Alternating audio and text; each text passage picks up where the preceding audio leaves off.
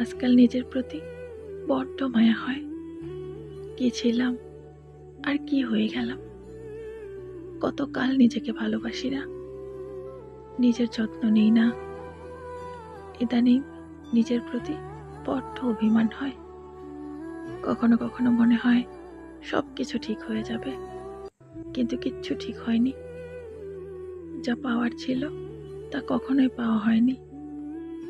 পেয়েছি সামান্য কিছু মায়া আর অগণিত স্মৃতি। আমি কি আমার মধ্যে আছি, নাকি আমার মধ্যে অন্য কেউ বাস করে বুঝতে পারি না। আমি খুব বেশি কিছু চাইনি, শুধু একটা ভরসার হাত আর একটু ভালোবাসা চেয়েছিলাম। এতটুকু আমার ভাগ্যে জুটেনি। আমি এতটাই অভাগা।